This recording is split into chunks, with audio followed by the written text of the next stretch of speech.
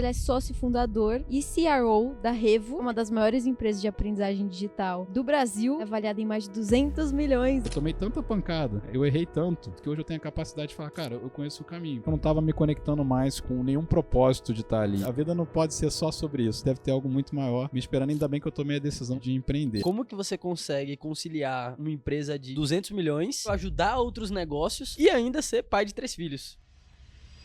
Estamos aqui em mais um podcast da Atlas. Isso, e o nosso convidado hoje, eu acredito que é um dos mais especiais, assim, que já pisou aqui, porque além de ser nosso mentorado, ele é nosso mentor também. Então, aqui temos o Nilson. O Nilson, ele seguiu carreira executiva por muitos anos em multinacional, e aí ele decidiu empreender, e hoje ele é sócio fundador e CRO da Revo, que é uma das maiores empresas de aprendizagem digital do Brasil. Ela é avaliada em mais de 200 milhões hoje, e com mais de 200 colaboradores, e uma coisa que eu acho muito legal, que é um Great Place to Work, tem o selinho de Great Place to Work, acho isso muito legal. Ele é conselheiro e mentor também de empreendedores, e host do RevoCast, que é o podcast dele. Então é um cara que ele entende muito de negócios, de venda grande, de pessoas e processos, e é o Nilson Figueiredo. Opa, aí sim, hein? Aí sim. Posso chamar a Mari pros meus eventos aí? Pô, esse aí tá poderoso aí. Gostei. É uma honra estar aqui com vocês aí para poder compartilhar conhecimento, contar aí a trajetória, o que eu puder agregar aí. Tô me sentindo aqui muito lisonjeado de estar com vocês aí. Então hoje a gente vai querer saber de tudo, da trajetória completa, o por trás da cortina. Não é pra esconder nada aqui, vai ser Aqui vai ser melhor do que 90% dos cursos aí que a gente vê na internet. A barra subiu agora, Vamos lá. Nilson, primeiro de tudo aqui, assim, é uma coisa que eu sempre fico pensando, né? Como que é que você consegue conciliar uma empresa de 200 milhões, ser conselheiro, ajudar outros negócios, além do seu negócio principal hoje, né? E ainda ser pai de 3 filhos. Esse aí botou a pimentinha no final, né? São 3 empresas ao mesmo tempo, né? É. Como é que você consegue lidar com isso? Me conta aí um pouco mais. Cara, essa pergunta é muito boa, até pra começar aqui aquecendo as turbinas, né? Se eu te falar que eu não sei, pode falar isso? Não, eu tô brincando. Cara, eu acho assim, primeiro, como conciliar tudo isso, né? Eu acho que eu aprendi e consegui a ter muito movimento na vida e ficar relativamente tranquilo com isso, né? Então, assim, é uma agenda muito intensa. A própria Revo já é mais do que um full-time job, né? Ela já exige de mim aí mais do que o horário comercial, vamos dizer assim. Mas eu sou muito, acho que até te respondendo, acho que eu sou muito categórico com o horário, né? Extremamente disciplinado. Acho que o meu contexto me exigiu isso, né? Então, assim, eu tenho lá muito certinho bloqueado na agenda. Pra você ter noção, na minha agenda tem bloqueado o ritual de sono dos meus filhos. Né? Caraca! E eu aviso pro meu time, eu aviso assim, pessoal, olha só, eu sei que tem coisa que a gente tem que resolver ainda hoje, mas eu me disciplinei, né? Porque como você falou, pai de 3. Meu primeiro filho, o Rafael, ainda é pré-pandemia. Pré-pandemia, eu trabalhava em escritório, trabalhava na IBM, né? Então fui executivo na IBM. E aí eu não pude acompanhar muito o crescimento dele, né? Era outro mundo, né? Quem lembra antes da pandemia, né? E aí depois eu tive o Eduardo, né? Já era em 2021, no meio da pandemia, né? Tem até uma piada que o pessoal fala, né? A pandemia ou deu divórcio ou deu filho, né? Eu tô nesse segundo caso, né? E aí nasceu o Eduardo e eu falei pra mim mesmo, falei, não, cara, eu quero acompanhar, eu quero até assim, gostaria de ter acompanhado muito mais o Rafael, não consegui, era outro mundo. Mas a partir do momento que a gente é uma empresa totalmente digital, né, a gente é 100% home office. Eu diria 98% home office. Mais que a gente de 200 adora. colaboradores home office. Todo mundo. Acho que é um dos maiores doido. cases assim de gestão remota. E a gente fala isso com muito orgulho. É a Revo, né? 200 colaboradores aí, todo mundo trabalhando remotamente. Claro que tem muito sistema atrás disso, tem muita. A empresa é sistematizada, né? Tem tudo, tem ferramenta, tudo que o pessoal está fazendo, eles tem que catalogar, tem gerente de projeto acompanhando. Então, assim, tem que organizar essa história toda, né? Mas voltando, né? Como é que eu concilio tudo isso? Então, eu aprendi a ser muito disciplinado com o horário, então, a esse ponto, né? Hoje o ritual, quem abre a minha agenda hoje, lá da Revo, vê lá, tá bloqueado. De 6 da noite às 7h30, tô com meus filhos, né? Ninguém pega aquele horário e eu sou disciplinado nesse ponto. Sim, você precisa de mim ainda hoje? Beleza, deixa as crianças dormirem, me liga, 8 horas, 9 horas, 10 horas da noite, aí eu sigo contigo, a gente resolve o que for. mas eu precisei bloquear muito bem esses horários. Isso foi até um fruto aí, eu acho que aprendizado ao longo dos anos, né? De ficar muito orientado a sistemas, a processos, e isso me permitiu, sim, né, hoje ser sócio da Revo, atuar como o CRO, né, que é basicamente, vamos dizer assim, o C-Level responsável por vendas, por receita, né, vendas, marketing e expansão. E também, assim, essa proteção aos horários, né? Então, hoje, para você conseguir me tirar, né, de algum compromisso, alguma coisa assim, tem que ser um motivo muito bom, né? Porque eu realmente protejo muito bem a minha agenda e é difícil até, né? Se eu separar um horário ali, eu vou. E eu acho que isso que me permitiu também atuar em 2 conselhos, né? Eventualmente, se eu quiser atuar talvez num 3º conselho, ter essa gestão da agenda, né? Que é uma coisa muito curiosa, né? Porque eu acho que eu trago isso até do mercado tradicional, né? De ter trabalhado numa multinacional. A IBM foi uma grande escola para mim aí de gestão, de liderança, de processos, né? Aprendi muita coisa lá. E aí quando eu vou empreender, eu carrego isso comigo, né? Eu carrego esse expertise comigo, que eu vejo que muito empreendedor não tem, né? Não tem essa organização, não tem... tudo acontece, normalmente a empresa é caótica.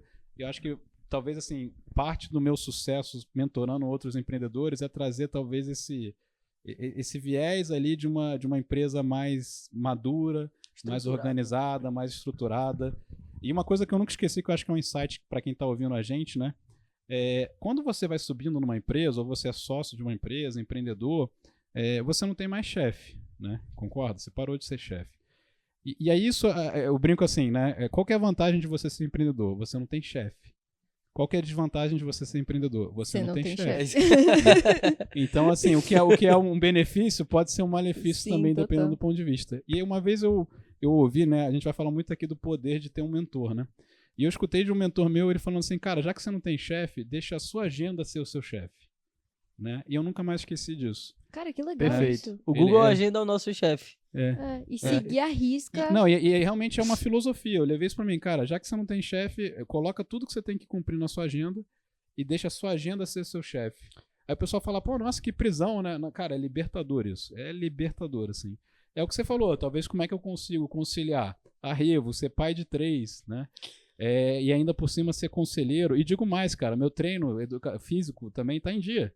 Né? Então eu tô lá indo todo dia pra academia, ainda, saúde, né? ainda cuido da saúde. saúde. Tá no shape, dá pra ver, shape, né? Então assim, meu amigo ainda fala, pô, como é que você consegue isso tudo? Cara, é justamente isso, ter uma disciplina tamanha que meus horários estão todos ali, a minha rotina, né, ela me liberta, vamos dizer assim, né? E é esse segredo que eu compartilho, assim, cara, deixa a sua agenda ser o seu chefe, né? Já que você não tem chefe, né? E aí você realmente viver isso.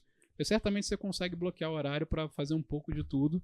E, cara, tem muita hora no dia. E só dá certo se você realmente bloquear. Agora, se tudo entrar na tua vida, entrar na tua rotina e tomar conta e você não conseguir, aí vai virar o caos. Aí você não, aquilo que você faria 20 coisas no dia, passa a fazer 5 e olha lá, né? Uma coisa que fica muito claro assim, e um aprendizado do que você falou, e principalmente pra galera que tá ouvindo aqui, é que às vezes a gente ouve muita objeção de eu não tenho tempo. Pede pra falar comigo. Passa meu contato, fala, cara, manda meu contato, fala com o Nilson lá. Na hora eu vou quebrar essa objeção assim, você tem quantos filhos pequenos? Porque assim, a gente fala com muito executivo aqui, né? E aí o executivo fala assim, não tenho tempo, hoje o meu problema é falta de tempo. E a gente sabe que não é falta de tempo, é muito sobre aquela questão de realmente quem tá com fome e quem tá com vontade de comer. Concordo. Se você tá com fome, velho, você vai botar sua agenda e você vai conseguir... paralelo ao seu trabalho de executivo, tá em conselhos, tá em projetos paralelos e, consequentemente, monetizar mais o seu conhecimento. Então o Nilson é uma prova viva de que não é falta de tempo, é falta de organização, de rotina, de você ter um chefe como o seu Google Agenda ali, por exemplo. Exatamente. E você ser disciplinado a um ponto, por exemplo, tem horas que a gente tem que tomar uma decisão, né? E eu falo pro time, cara, a gente tem que ir uma reunião, porque às vezes uma reunião de 1 hora, se você não cuida disso, vai virar uma reunião de 2, e aí ninguém bate martelo, não tem decisão nenhuma, né? Então, até um outro músculo que a gente exercita muito é a capacidade de decidir.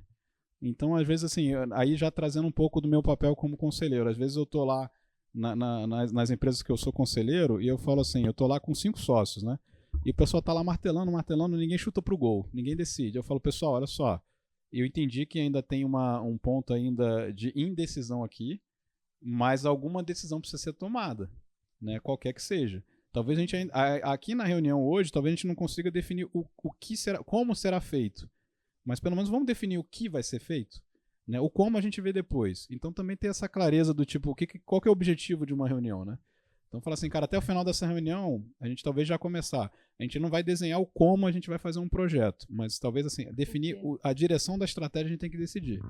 E aí são 5 sócios, e aí meu papel lá como conselheiro é falar assim, ó, fulano, qual que é a tua opinião? Eu meio que intermedio isso, né? Viro ali uma espécie de um juiz ali. Que legal isso. E eu falo assim, ó, e você, qual que é a tua visão? O que a gente deveria fazer? Esse projeto deve continuar ou a gente deve parar e desligar e enterrar esse projeto? Aí o sócio fala a opinião dele. Aí eu pego do outro sócio, Aí eu vejo que, né, se 4 de 5 já estão falando que deveriam parar com aquele projeto ou desligar, beleza, a maioria já tem um consenso, né? Agora, se está muito dividido, talvez eu vou falar assim, ó, eu acho que hoje nessa reunião a gente não consegue bater esse martelo. Vamos dormir com essa? Né? Vamos dormir e a gente volta na próxima reunião com o desafio de decidir sobre isso. Então, acho que também o papel do conselheiro é esse, né? Trazer essa clareza e também cobrar uma certa celeridade na tomada de decisão, porque isso é um músculo também, né? Você exercita isso, né? Eu tô falando isso porque também, assim, o não ter tempo, às vezes você tá dando muito tempo para algumas coisas que não deveria, né? Ou porque você não tá decidindo, ou porque tá muito tempo em cima do muro, e exercitar essa tomada de decisão também faz com que você consiga, em pouco tempo, resolver muita coisa, né? Uma vez eu também vi, tem um livro americano chamado Decisiveness, né? Que eu não consigo nem traduzir essa palavra. E não é sendo snob aqui, não. Mas é como se fosse assim, a capacidade de tomar decisão, né? E esse livro ele dá tipo assim um frame bem legal de você exercitar a acelerada de tomada de decisão e como é que você... Acho que o americano tem isso muito bem, né? A gente aqui que não treina muito isso. E decidir e tomar decisão é um músculo, né? Que você treina e cada vez que você toma mais decisões, melhor você fica, né? Tem um frame para você aprimorar essa habilidade de tomar decisão, né? Eu diria que acho que é uma das maiores habilidades que o empreendedor precisa ter, sabia? Eu converso com muita gente, né? A gente conversa com gente o tempo todo. Esses dias eu falei com uma pessoa que ela não fez nada por não conseguir tomar uma das 2 decisões. Perfeito. Era mais fácil você ter errado. Você já tinha errado antes, já mudava e escolhia outra. Eu acho que o perfil empreendedor, ele ganha um pouco nisso, que ele é um pouco mais atirado, né? Ele é um pouco mais, vou sair fazendo e depois eu vejo... E mal ou bem, hoje em dia, no mundo que a gente está, às vezes fazer alguma coisa é melhor do que não fazer nada. Por mais que você esteja no caminho errado e depois você corrige a rota, mas pelo menos você está em movimento, né? É aquela história de fazer e errar rápido, né? Fazer e errar rápido. O momento de errar é agora. Então, às vezes a gente tá falando assim com um executivo que tem 30 anos de carreira. Ele, não, acho que eu tenho que ficar mais um tempo aqui focando nas minhas coisas até começar a vender um conselho. Imortal, pra ver se eu tô preparado. Velho, 30 anos... na prática aí no campo de batalha não deixou você preparado para ajudar outros negócios? Deixou. E esse é outro ponto, né? Saber valorizar toda a tua trajetória. Eu também não fui essa pessoa no início, aprendi a valorizar com o tempo, aprendi com vocês como valorizar essa trajetória. Então é importante citar isso também, né? O método de vocês traz isso muito à tona. E isso é legal, porque, de fato, assim, eu vou pegar minha história lá na IBM. Fiquei 10 anos de IBM. O último cargo que eu estava lá foi como um gerente sênior, né? Que é tipo, você tem gerentes de operação e acima disso você tem gerente de linha de negócio, né? Que é como se fosse um primeiro cargo ali executivo, né? E aí eu falei assim, se eu continuar crescendo aqui em multinacional, né? Se eu continuar a carreira aqui, cada vez que eu fico mais eu vou criando raízes, né? E aí eu tomei essa decisão, né? O Rafael já tinha nascido, meu primeiro filho. Eu falei, cara, se eu for empreender, se eu for arriscar, quanto antes melhor. Porque eu ainda tenho tempo ainda de vida para poder errar e poder corrigir rota. Então também eu estava num processo ali, né? Antes mesmo de vir para a Revo, né? Que eu precisei tomar essa decisão e eu falei, se eu for empreender, agora é a hora. Eu ainda tenho um caixa aqui seguro, consigo, né? Testar alguma coisa por 1 ano, 2 anos, e se tudo der errado, as contas eu paguei, né? E eu acho que quanto mais você vai ficando numa empresa, né, vai seguindo carreira de multinacional, e eu não tô julgando, porque tem gente que gosta disso e quer isso pra vida. É perfil. E tá tudo certo, mas eu com esse perfil assim, cara, eu quero criar alguma coisa, sinto que eu consigo, e não era só dinheiro não, porque eu ganhava bem. Mas assim, eu sinto que dá para fazer muito mais, eu sinto que dá para participar de um projeto muito mais grandioso, eu sinto que dá para entregar mais e ajudar outras pessoas. E aí, sobre servir, né, Nilson? Sobre servir, né? E eu sabia que eu poderia fazer muito mais. Então, tomar essa decisão foi difícil, né? Eu tive que vencer um certo medo ali do desconhecido. Mas, cara, quando eu olho pra trás, e até recomendo pra quem tá ouvindo aqui o podcast, cara, foi se não uma das melhores decisões da minha vida que eu tomei, de ter me desafiado a, cara, dá pra fazer muito mais, né? Se eu não tivesse tido esse impulso, eu não ia ver tudo que eu construí, né? Então, o cargo executivo, ele tem na minha opinião, né? E de novo, eu não tô fazendo nenhum julgamento. Opinião é pessoal. Ele te deixa muito confortável, né? Porque você tem uma certa estabilidade, que eu até discuto, essa estabilidade até ilusória, né? Porque eu já vi gente também seguindo 30 anos de carreira numa empresa do dia para a noite, foi comprada, Demitido. deu layoff e acabou tudo que você construiu.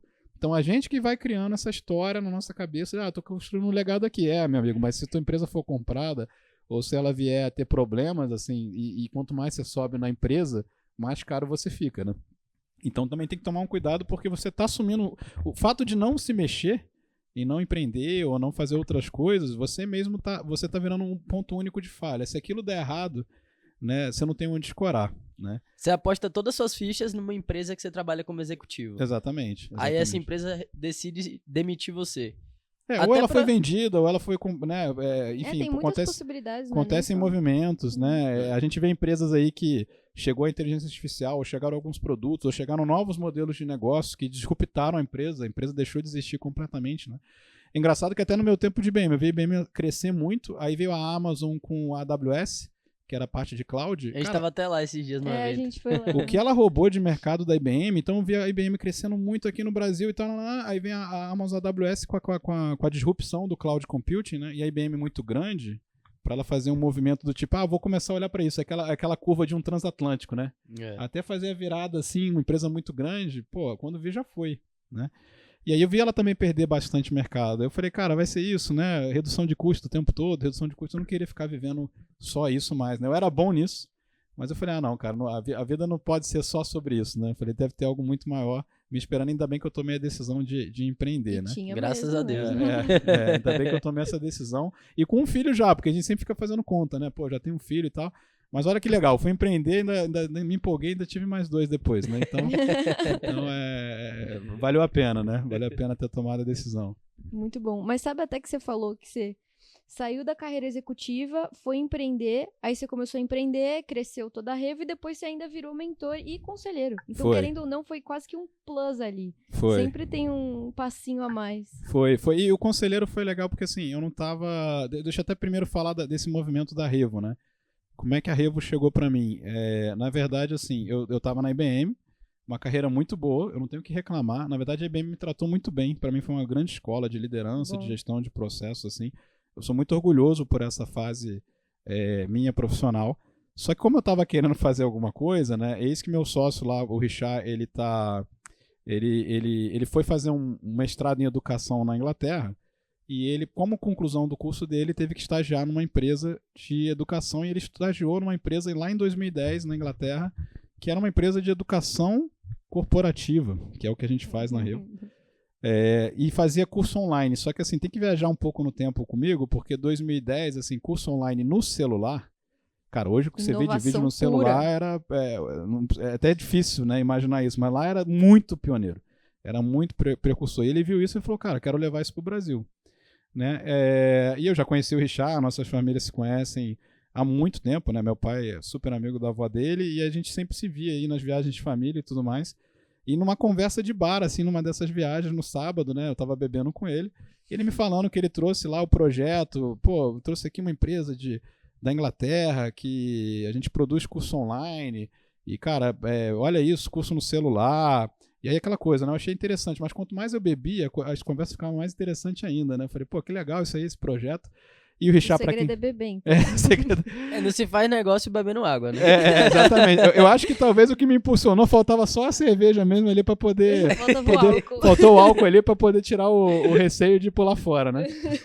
Mas o curioso, eu sempre conto essa história, é engraçada, porque o Richard, né, quem conhece ele tem um perfil mais vendedor, aqueles que exageram um pouco na dose do otimismo, vamos dizer assim. E ele me contando, não, eu trouxe a empresa da Inglaterra, abri aqui no Brasil, né? Porque a gente começou a Revo, na verdade, começou como Leo Learning. O que era Leo Learning? Era uma empresa da Inglaterra que já fazia isso. e a gente abre, né, a primeira posição no Brasil, o Richard abre a primeira posição no Brasil, isso no final de 2012.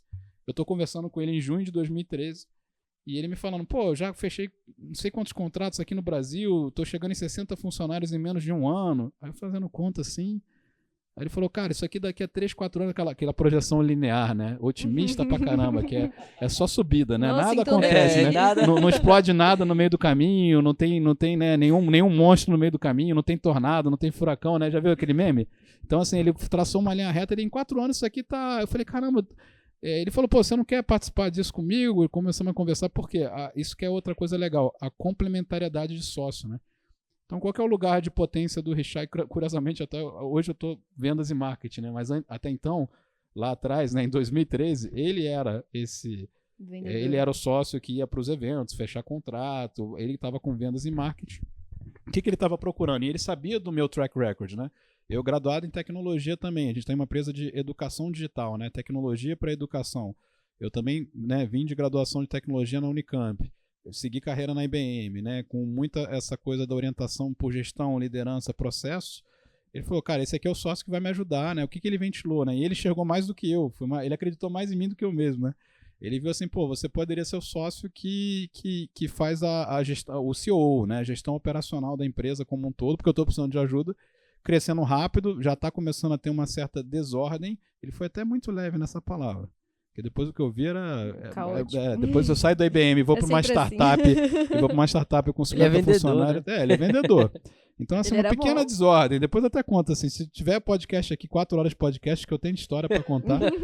Mas o que foi legal, assim, então ele chegou nisso em mim, eu falei, pô, beleza, vamos lá. Aí eu peço para sair da IBM, eu pedi para sair, né? Eu me desligo da IBM e entro no mesmo barco lá com o Richard, imaginando que em 4 anos a gente estaria numa ilha tropical, aposentado lá em Maldivas. Não aconteceu isso. Foi quase. Mas assim, ele vendeu o sonho, né? pouco. Ele vendeu o sonho. Eu brinco com ele, ó, já são 12 anos e ainda não vi tal da ilha tropical lá, né? Não, mas brincadeira. Mas o que é legal nessa história, assim, né? Até assim, se você for empreender, eu tenho uma opinião assim, o cálculo que eu fiz não foi um cálculo muito maluco. Porque até foi um cálculo bem, assim, um risco ponderado, porque eu pensei na minha experiência que eu tinha para agregar e eu estava entrando num projeto que já tinha uma referência no mercado europeu consolidada. Então, que a gente estava, né, a gente fala muito em empreendedorismo de, cara, é bom você inventar uma coisa do zero? É muito legal.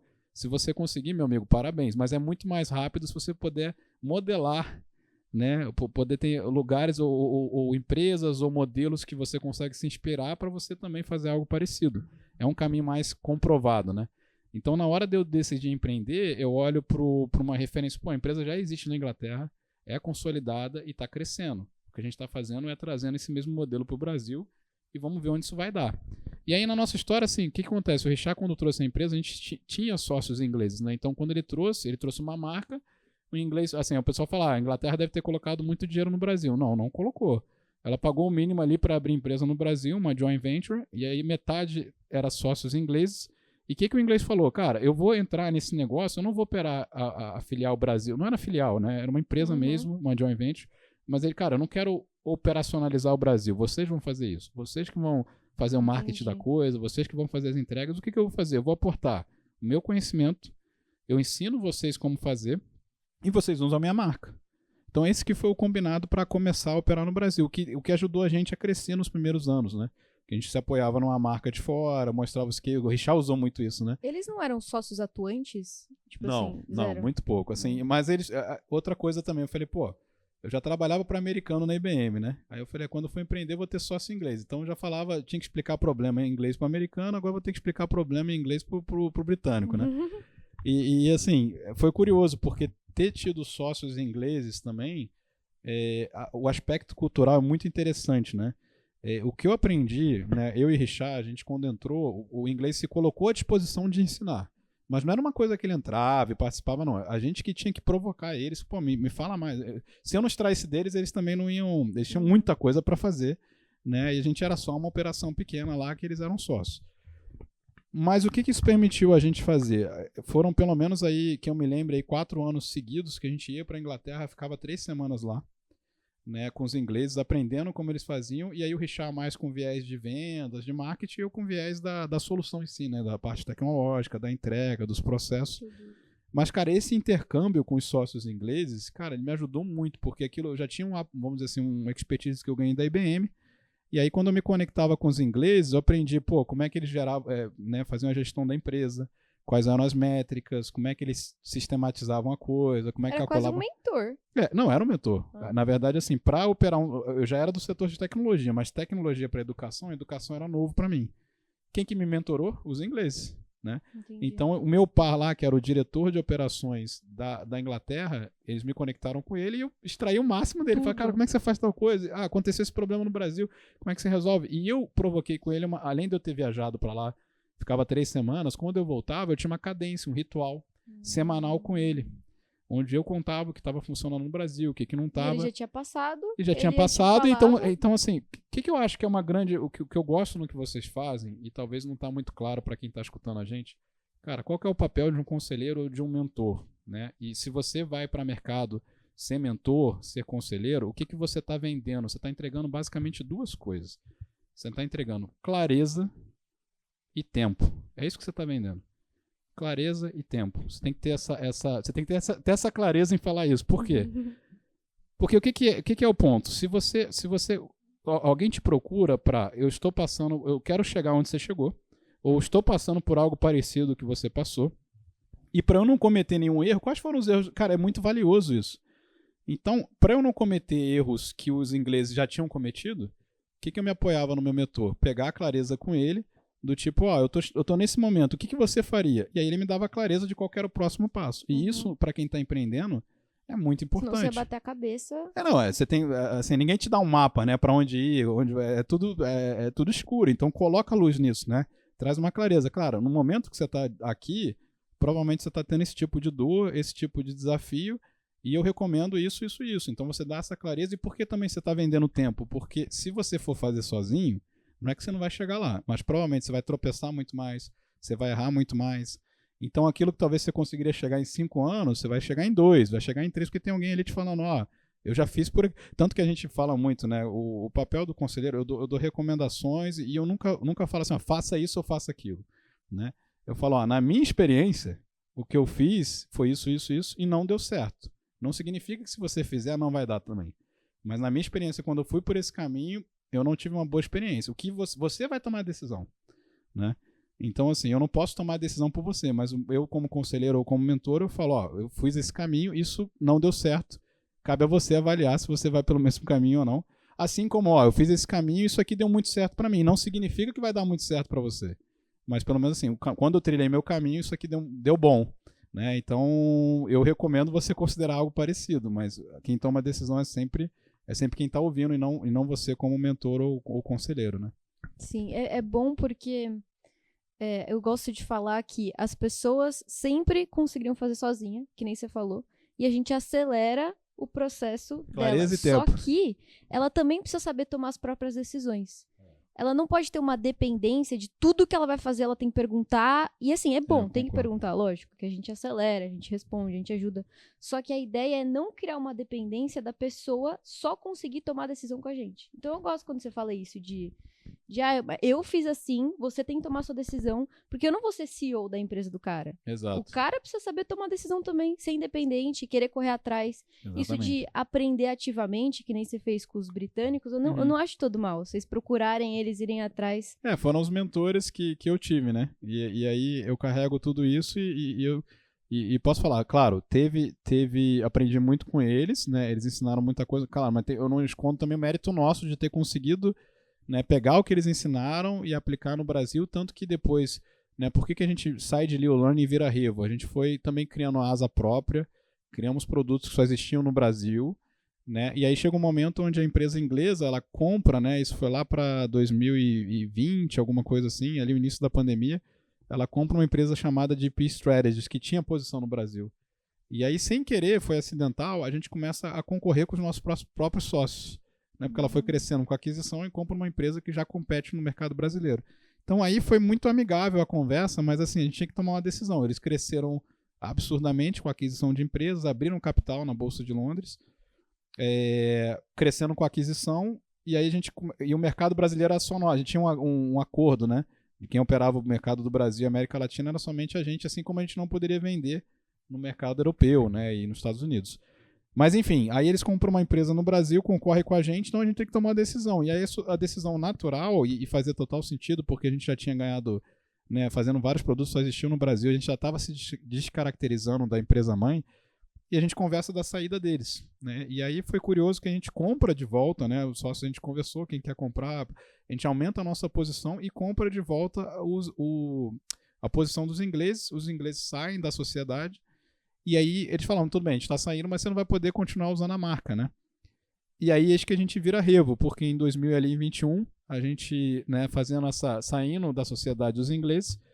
É curioso, porque normalmente uma empresa começa no Brasil, ela vai crescendo, aí vem uma empresa gringa e compra.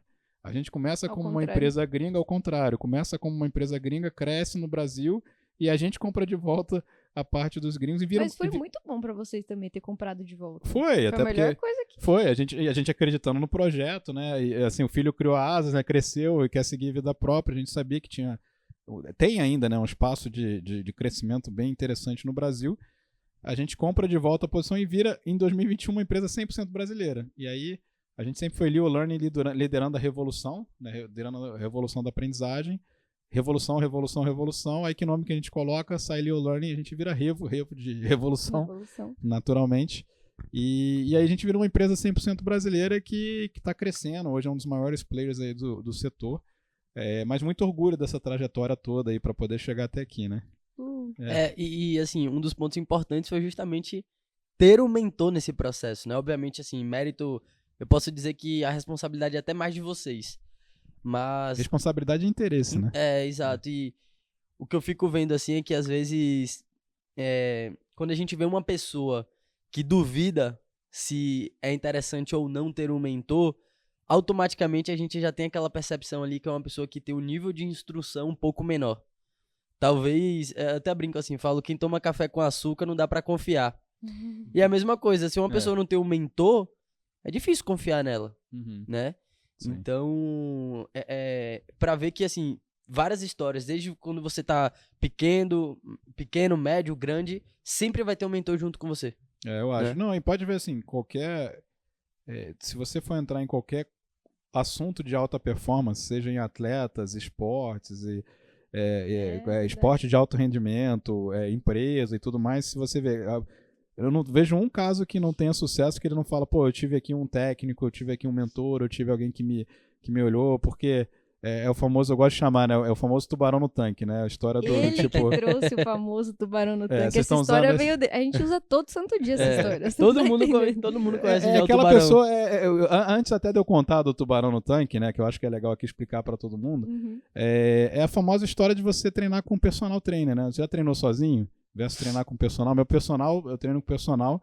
Cara, quando eu tô ali na 10ª repetição chorando, ele fala, não, cara, você consegue encaixar mais 2. Eu não consegui, você consegue, cara.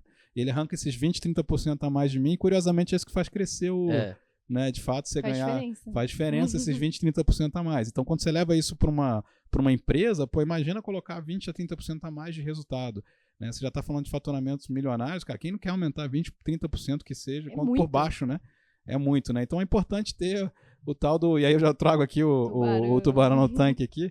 Essa história aí, não sei quem já ouviu, né? Mas eu trazia muito nas minhas mentorias a importância de ter, né, um desafio, alguma coisa te cobrando e a história toda, ela resumidamente, né, ela é basicamente assim, no Japão, né, quando o pessoal vai fazer pesca, né, tem navios pesqueiros, eles precisam ir para alto mar, né, eles precisam se afastar da ilha porque, enfim, é uma distância ali já foi muito ali a pesca ali local, então esses navios de grande volume de pesca costumam se afastar muito da ilha, então vai para alto mar. Então eles pescavam lá os peixes, né? Traziam os peixes lá, e o japonês muito crítico, né, com a qualidade do peixe. Trazia o peixe, eles iam comer o peixe já abatido, né? Veio lá de uma ida e volta ali de dias ali do navio. E ele vai comer o peixe, ele sente o peixe ali e fala, pô, essa carne tá mole, tá atrofiada, né? Não tem aquele frescor do peixe, né? Aí como é que eles resolveram isso? Falaram, pô, então não dá para abater o peixe lá, vamos trazer o peixe vivo. e a gente Mata abate ele na terra, né? Então eles começam a criar os tanques, né, cativeiro, começa a colocar os peixes lá vivos, né? Pesca o peixe vivo, traz pra terra e vai abater ali, né, quando chega. Só que aí o que acontece? Eles acharam que eles tinham resolvido. Só que abatia esse peixe, ainda que ele só fosse abatido em terra, o japonês comeu e falava, cara, Ainda não sei, ainda não tem alguma coisa aqui que não tá legal assim, né? E aí, resumindo, né, eles falaram assim, pô, o que tá acontecendo? Quando eu colocava o peixe lá no cativeiro, o peixe ficava apático, né? Ficava parado, não era a mesma coisa que, né, o habitat selvagem no oceano. Então eles falaram, cara, como é que eu recrio, né? Como é que eu faço para recriar pro peixe não ficar abatido ali, ficar parado, né? Por mais que ele esteja vivo, mas ele tá apático, né? tranquilo, né? Eles falaram, cara, coloca um tubarão no tanque, né? E aí tudo bem, o tubarão lá no caminho, de volta, tudo bem, comia 2 peixes, né? Sempre tem um estagiário que não entendeu a regra ainda, sempre tem um peixe ali mais paradinho que o tubarão vinha lá e comia, né? Então, assim, dito isso, né? Quando chegou, o pessoal comia sem carne. Pô, agora sim, agora tá bom. Ficou até melhor a carne depois que botou o tubarão Ficou no até tanque, melhor. né? O tubarão, então, assim, por que eu trago a analogia do tubarão no tanque? Eu sempre trago essa história aí. É muito Cara, boa. se você não tem o desafio, né? Se você não tem. O que é o tubarão no tanque, se não uma metáfora do tipo, cara, você precisa ter uma meta, você precisa ter um desafio, você precisa se movimentar, né? E aí, se você não se movimenta, coloca um tubarão então pra fazer. se Acha o teu movimentar. tubarão no tanque, que nem fala a história do personal, que vai te cobrar e vai te exigir um pouco além do que você talvez faria Números, sozinho, né? tudo também. E às vezes o mentor é exatamente isso. Ele vai te falar muitas coisas que são óbvias, só que você não toma a decisão por estar ali na operação, no dia a dia, sem conseguir olhar pro lado. E eu posso falar então que a gente é um personal das vendas, né? Ué. Porque muitas das vezes a gente tem uma reunião assim, eu pergunto, qual que é a meta pra esse mês? Velho, o cara não tem meta de venda. Tipo assim, não, eu tô conversando aí, mandei umas propostas. Ele não bota uma meta, ó, esse mês eu vou fechar um conselho. Não tem, é tipo assim, empurra com a barriga aí, quando alguém decidir contratar o meu conselho, eu vou, né? E aqui na Atlas, a gente... o nosso mês é a nossa semana. Então, a nossa meta ela é semanal. A gente sabe que tem 7 dias pra bater aquela meta e, assim, 24 horas por dia, 7 dias, a gente tem que correr atrás. É o tubarão no tanque, né? Te acelerando aí a entregar um número, né? Eu falo muito isso também, assim, quando eu atuo nas mentorias, é um pouco isso. Acho que eu sou esse personal de falar, pô, mas você falou que ia fazer, não tá fazendo, porque às vezes a gente precisa desse impulso, né? De alguém que tá te movimentando, alguém que tá te exigindo aquele, talvez você sozinho não faria aqueles 20, 30% a mais, né? Que nem eu usei a analogia aqui da academia, né? Aquelas 2, 3 repetições você vai roubar, aí o personal tá ali olhando, né? Fala, não, peraí, tá faltando aqui mais 3, 2, 1, né? Aí você tá morto lá, né? Mas é isso, vai te exigir esse pouco a mais, e esse pouco a mais faz diferença na reta final, né? E eu trabalho também, você falou muito legal de meta semanal, eu gosto muito disso, eu também trabalho com metas semanais na Revo, e a gente faz as dailies, né? Que é todo dia, né? Abrir o dia ali, cada squad faz a sua daily, né? 15, 20 minutinhos, cara, qual que é a meta, por exemplo, a meta semanal a gente fatia ela, né? Exemplo rápido, se eu quero fazer 100 leads na semana, que seja, né? E eu tenho 5 dias úteis, vamos colocar, nem entrei ainda no sábado e domingo, né? Se eu tenho 5 dias úteis e eu tenho que fazer 100 leads, quanto que eu tenho que fazer por dia? Né? 20. Então, eu começo uma daily falando, cara, hoje a meta pro final do dia é a gente gerar 20 leads, né? Se minha meta é 100, né? Aí eu falar isso pra equipe. Então, isso é daily da segunda, startei a semana. Terça-feira, a gente fez quanto ontem? Né? Porque o que é daily? Basicamente, a gente pergunta 3 coisas. Como é que foi o dia de ontem? Né? Em virtude do dia de ontem, qual que vai ser a meta de hoje? E quem precisa de ajuda para atingir isso? Está precisando de alguma ajuda, precisa de algum suporte? Perfeito. Né? Então, E assim, no home office ainda, isso deve E no home fazer office isso tem que ser um baita... Lembra que eu falei da disciplina com a agenda? Comecei falando isso aqui no episódio e essa disciplina com rotina, cara, você bater meta é um pouco isso, né? Todo dia, cada dia vale... Por exemplo, uma empresa que você já está com... Imagina quanto que custa um dia pra gente, né? Uma folha de 200 funcionários, quanto que é um dia? 24 horas custa muito. Então, a importância de fazer a daily, que é basicamente assim, pegar a meta semanal e fatiar em 5, né? É justamente gerar esse ritmo, é bater bumbo, né? É justamente falar assim, cara, o que a gente tem que fazer? O que é um dia bom, o dia de hoje? Se ele terminar em que... Como ele deve terminar hoje pra gente considerar um dia bom? E se eu não bati, tá tudo bem. Tudo bem, entre aspas, né? Mas é começar o dia seguinte sabendo, cara, eu já tô entrando Se eu tinha 20 leads para fazer e eu fiz 12, fiquei devendo 8. Então hoje eu já tenho que gerar 20 leads, nesse exemplo que eu tô dando. Tenho que gerar 20 mais os 8 da segunda-feira que eu não trouxe. Porque senão já começa a descarrilhar muito, né? Processo e matemática, no final das contas, né? Não, e ritmo, né? Processo, matemática e ritmo. Todo dia olhar para o número e ver como é que eu tô. Todo dia olhar para o número e ver como é que eu tô. Né? Se eu fiquei devendo um dia, como eu disse, dever um dia, a priori não é muito bem um problema. Desde que eu saiba que eu tô devendo e desde que eu já entre no dia seguinte tentando recuperar o que eu fiquei devendo para trás, né? Então a gente já deixa isso aí como um grande aprendizado para esses executivos, empresários que querem ser conselheiro e acha que a venda vai cair no colo deles. O principal, então, é colocar ritmo. Colocar ritmo, processo, meta. Pô, não espera 6 meses pra você fechar um conselho. Você pode fechar um conselho em 30 dias. Pode, não, né? pode. E é você contra você mesmo. Né? Por isso que eu gosto da analogia do tubarão no tanque, que às vezes a gente precisa de uma ajuda de alguém que talvez que vai te cobrar uma certa produtividade além do que você faria normalmente, né? E aí você, como mentor, como conselheiro, você tem meio que uma licença poética, vamos dizer assim, né? Que nem a empresa que eu sou conselheiro são 5 sócios. E os sócios não querem cobrar um do outro, né? Porque existe uma relação ali de amizade, existe uma relação assim de anos, né? Muito bom isso. Muito boa essa visão. E aí às vezes o conselheiro é quem tá ali neutro pra poder falar assim, peraí, Jacob, você me disse ali na reunião do conselho passada que você faria tal coisa. Como é que tá aí, meu amigo? Né? Então eu tenho licença poética, assim como eu não sou nenhum dos sócios, de ser o tubarão no tanque do sócio. Perfeito, né? Perfeito. Mas sabe que eu fiquei pensando e eu guardei pra mim, mas eu queria voltar um tempinho atrás que você comentou sobre quando você mudou da multinacional pro empreendedorismo, e eu fiquei curiosa qual foi o estopim, assim, a última coisa que você pensou pra realmente tomar a decisão de começar a empreender, porque dá medo, assim, querendo ou não, quando você tá nessa situação. Sim, é até um bom ponto você trazer isso. E a reflexão que eu tenho, assim, quando eu olho pra trás, né, porque já tem um tempo que eu tomei essa decisão, né, então foi em 2013. Então estamos falando de 12 anos, nem gosto de fazer essas contas mais, porque começa a entregar a idade, né? Mas é curioso você perguntar, porque eu acho que eu sempre tive essa vontade, só que talvez o incômodo nunca era grande o suficiente para me tirar da inércia, né? E aí eu fui crescendo numa empresa multinacional, super referência e tal, mas eu acho que eu fui começando a ficar cada vez mais incomodado com algumas coisas, né? Primeiro, eu acho que é uma questão da liberdade, né? Porque era muito intenso a jornada de trabalho lá, mas a um ponto eu acho que eu não estava me conectando mais com nenhum propósito de estar ali, né? Eu não estava me sentindo parte de algo maior, basicamente assim, a empresa estava tendo cortes e redução de custo, e até assim, eu estava entregando meus números, estava batendo as metas, estava indo super bem, inclusive super bem avaliado. Só que quanto mais você cresce, pelo menos na minha visão, e de novo, quando eu falo aqui algumas coisas, tem coisa que eu falo que é fato, tem coisa que eu falo que é opinião. E aí a opinião aqui, Nilson.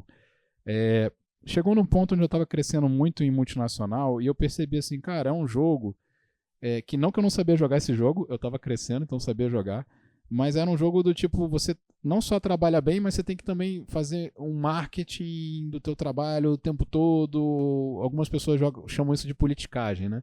Então você tem que jogar um jogo meio político ali. Aí o chefe lá, você vê, né? O cara queria crescer e puxava saco do outro chefe. Aí tem uma coisa ali que... E eu falei, cara, é isso mesmo, né? Por mais que eu sei jogar esse jogo, por mais que eu esteja indo bem nesse jogo, será que é isso que eu quero? Eu não estava me sentindo mais realizado. E aí a coisa foi incomodando, a falta de liberdade, eu não ser dono do meu tempo.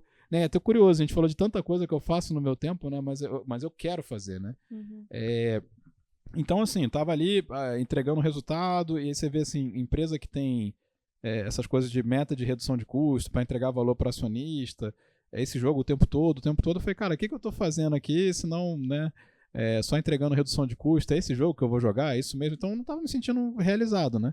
Mas eu tava muito confortável.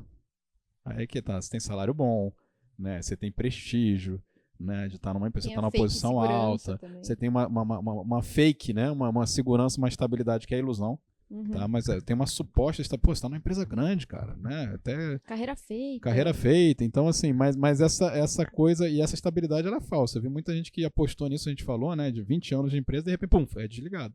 Eu cheguei a ver lá na IBM, gente que tava para aposentar e faltando 2 anos para aposentar, a empresa deu um layoff. E, cara, o cara não conseguiu concluir a aposentadoria dele. Então, assim, é meio cruel. E assim, é uma empresa, né, americana. Será que ela vai cogitar na vida do brasileiro que tá ali? Você não vai, sabe? Então é um jogo corporativo mesmo. E aí, assim, esse incômodo, eu falei, não, cara, eu quero participar de algo maior, quero poder ter um projeto para chamar de meu, né? A questão da liberdade pegava muito comigo. E eu acho que eu sempre quis, assim, falei, pô, quero testar, né? Vamos ver o que vai dar, né? Acho que no pior caso, eu não vejo ninguém que engraçado, até curioso, eu não vejo ninguém que se arrepende do movimento, mesmo quando não dá certo. Tá? Porque você vê outros horizontes, você participa de outras experiências. E mal ou bem eu já sabia o que era aquilo, eu já conseguia traduzir, se eu continuar aqui, o que é o futuro mais provável que aconteceria. Seguir essa carreira e tal, e continuar e tal. Falei, não, eu precisava de uma aventura nova, alguma coisa diferente ali. Enfim, me chama de louco, mas eu acho que fez muito sentido, né? Fiquei incomodado, e aí o incômodo ficou muito maior do que o conforto, né? A partir do momento que essa balança virou, e aí eu enxerguei a oportunidade, que foi a conversa que eu comentei com o meu sócio, onde ele traz um projeto, né? Tinha acabado de começar um projeto, falei, vamos lá, vamos ver o que vai dar, né? Agora, curioso, nos 3 primeiros meses, quando eu estava empreendendo, ali, quando eu entrei com o Richard na empresa, eu comecei a ver os problemas, diria até os 6 primeiros meses, me dava uma dor de barriga. Assim, uma coisa assim, cara, o que eu fiz? Que eu ficava me perguntando todo dia de eu ter trocado o estável, o sólido, por uma coisa que eu falei, cara, eu olhei assim, startup, 40 funcionários, não sabia nem o que estava fazendo, aquela desordem que o Richard falou, cara, era um caos completo, né? Eu saindo de uma IBM toda organizada, com processo, e ele não tinha nada. Então, vende assim, almoço e paga janta. Vende almoço para pagar a janta, loucura. Então, assim, me deu muito aquela coisa assim do caramba, o que eu fiz. Mas, claro, depois, assim, a gente foi acertando, Mas é legal, porque hoje eu consigo olhar para trás e ver, assim, como é que eu consegui transportar, né, o que eu aprendi de um lugar para outro, e nem tudo funcionou tão de igual, outras coisas eu tive que adaptar, e aí eu tinha os ingleses para me mentorar. Sim. Então, assim, no final do dia valeu muito, muito a pena, mas eu não vou te dizer que foi uma coisa que no início eu não ficava ali me perguntando. Sim, eu acho que todo movimento vai acontecer isso com você. E que bom, né? Porque eu acho que é o teu corpo te avisando assim, cara, é o medo, né? Tá desconfortável. É o desconhecido, né? Agora, olha que curioso, né? Eu por acaso, isso é até papo para outro podcast, tá? Não vou entrar nisso não. Mas eu faço uma palestra chamada eu pego todo o conceito de antifragilidade e eu dou uma palestra sobre antifragilidade nas empresas, né? Que basicamente, se for resumir uma longa história, né, que é o livro lá do Taleb, mas quando a gente traz isso para o empreendedorismo, é muito assim, é um conceito onde você só cresce, só fica forte a partir de estímulos, né, a partir de pancadas. Vou tentar traduzir de uma forma, né? Então o conforto ele é perigoso, porque você não tá exercitando, né? E será que é louco falar que o estresse faz você crescer e ficar uma pessoa melhor? Faz, pior que faz. Né? Eu consigo traduzir isso até para a gente estar falando de exercício físico. Né? O exercício físico, o nosso corpo é antifrágil. Né? Por quê? Porque para crescer músculo, primeiro você danifica o músculo. Você gera um estresse no músculo a um ponto onde ele não está acostumado. Né? E é nesse estresse aqui que o músculo ele se reconstrói e faz com que você consiga pegar cargas maiores e você começa a crescer muito. Então, nosso corpo é antifrágil. Outro exemplo disso, rápido, vacinação, né? Quando você é vacinado, o que eles fazem? Cara, para você ficar com uma defesa para um certo vírus, o que eles fazem? Eles te contaminam com o vírus, né? Eles injetam o vírus em você, morto ou enfraquecido, para que teu corpo faça a leitura, conheça aquilo e fala, tá bom, na hora que vier o real, na hora que você for realmente, né, infectado por aquele vírus, alguma coisa, seu corpo fala, já conheço isso. Eu já detectei, já mapeei, e aí ele consegue enfrentar melhor aquela situação. E hoje eu olho para trás, cara, a vida eu enxergo muito como esse exercício de antifragilidade. Né? Porque o que é antifragilidade? É como se fosse uma resiliência nível 2. Né? Porque o pessoal fala, você tem que ser, já ouviu falar que tem que ser resiliente? Sim. Você tem que ser resiliente, tem que ser, cara, resiliente é coisa do passado. Vou falar igual a música lá, agora é coisa do passado. Porque o resiliente, o que é? O resiliente, ele toma um choque, ele toma uma porrada e ele volta para o estado anterior. Isso é ser resiliente. O que é resiliente? Sei lá, a gente falou tanto lá, falei da história do Japão, prédios em lugares de terremoto, né? Então eles constroem hoje prédios que são resilientes, né? O prédio, a terra treme, tem um terremoto, o prédio balança, mas ele não cai. Então o prédio é resiliente, mas o prédio muda. O prédio fica mais forte depois do abalo sísmico, ele não fica mais forte. Então isso é resiliência. Antifragilidade, você eleva a conversa, assim, você toma um choque, você toma uma porrada, uma pancada da vida, mas você não volta ao teu estágio anterior. Na verdade, você volta a outra pessoa. Sim. Você volta a uma pessoa mais forte, mais preparada, né? E eu acho que o mentor nada mais é assim, cara, eu tomei tanta pancada, né? Eu errei tanto, Eu tive tanta experiência do que deu certo e o que não deu certo, que hoje eu tenho a capacidade de falar, cara, eu conheço o caminho, porque já é comum para mim, já é natural, eu já vivi isso, né? Então, o conselho é assim, se você já teve desafio e já passou por desafio, provavelmente você criou já antifragilidade. Então, você conseguiria ajudar quem nunca passou por aquilo, certamente, entendeu? Sim, eu acho que é impossível, inclusive você falou, acho que ninguém nunca se arrependeu de ter tomado a decisão de empreender, e eu acho que é impossível, porque quando você começa a empreender, você ganha um nível maior de tolerância à pressão, de tolerância a caos, de tolerância à instabilidade, assim, vamos pôr desse jeito, que te traz uma maturidade que você não teria se você não empreende. Eu tenho pra mim de que todo mundo que empreende tem uma maturidade que você só consegue empreendendo. O nome disso isso é a tal da antifragilidade. Exato. Você tá trazendo. Então, assim, você já se acostumou a uma certa incerteza, a um certo desconhecido que para você é confortável. Exato. Né? Então, assim, quando a gente tá num lugar ali, talvez, que nem eu tava numa carreira executiva e tudo mais, o desconhecido a gente tem medo. Né? Mas também, assim, entrar no desconhecido e começar a operar numa zona que eu não estava confortável, vai chegar um momento que vai se tornar o meu comum e aí você fica confortável, né? Exato. Até se você voltasse para a carreira executiva, a sua tolerância de pressão de tudo estaria tão maior. Eu nem consigo, eu acho boring. Eu vou falar, cara, que tédio isso aqui. Eu não vou conseguir. E parece que, assim, um dos principais fatores para você tomar essa decisão foi justamente enxergar que você tinha um propósito muito maior do que aquele que você tava ali no momento.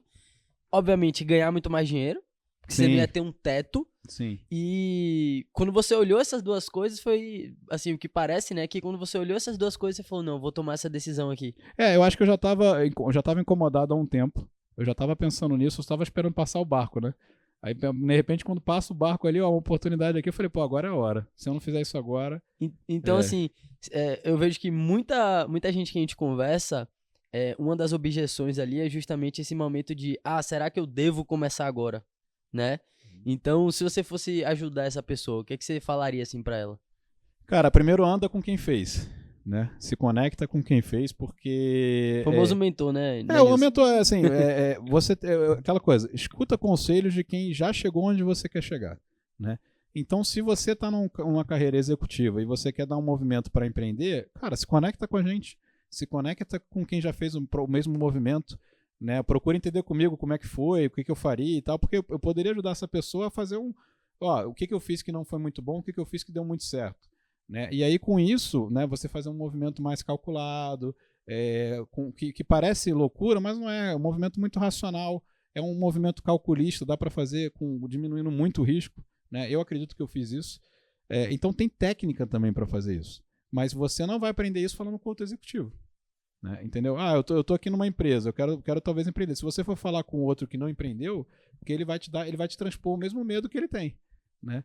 Então, assim, meio que a gente fala assim, cara, às vezes para virar leão você tem que andar no meio de leões, entendeu?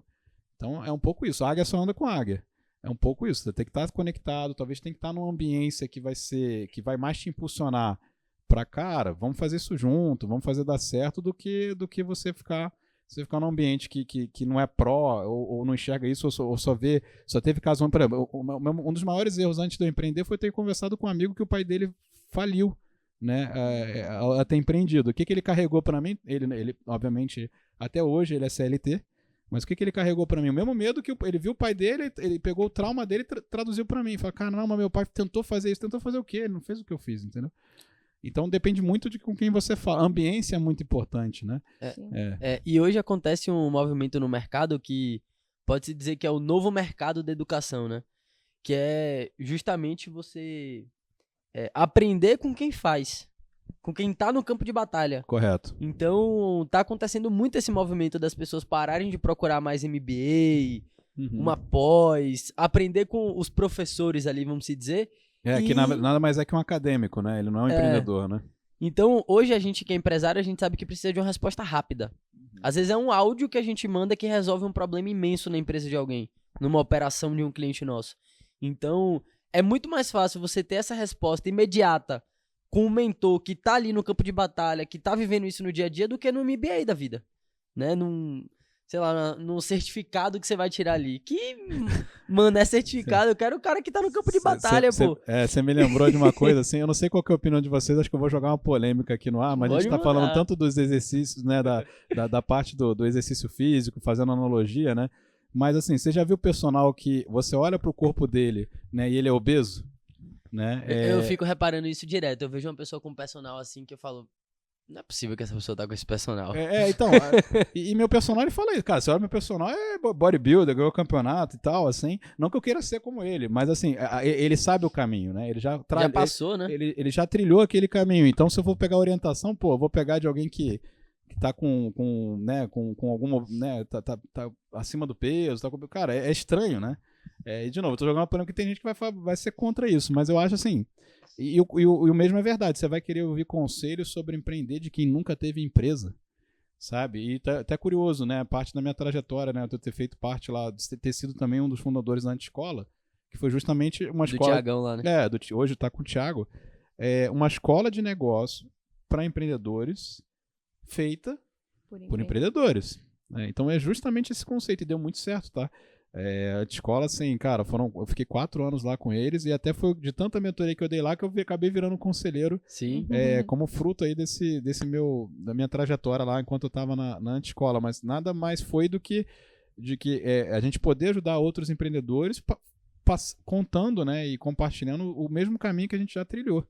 Né? Então, se você quiser ouvir, né, conselho, né, de empreendedorismo, não é num MBA que você vai ter, né, que a pessoa ali é um acadêmico e nada conta, né, professor e tudo mais, mas ele não teve a experiência real de ter tido uma empresa, né, então é até difícil de, fazendo a analogia do personal aí com sobrepeso, né, sim, é meio estranho você querer ouvir dessa pessoa conselhos sobre isso, né. Então, se a gente for trazer um resumo geral para esse momento aqui, recapitular, se você quer começar, começa logo, erra logo, porque você tem mais chance ali de acertar a rota no meio do caminho. Então esse é um dos principais aprendizados que a gente teve. E se conecta com a gente, né? Com gente que já trilhou o caminho, porque vai ser menos traumático pra você na hora de trilhar. Menos traumático, pega na mão de quem fez.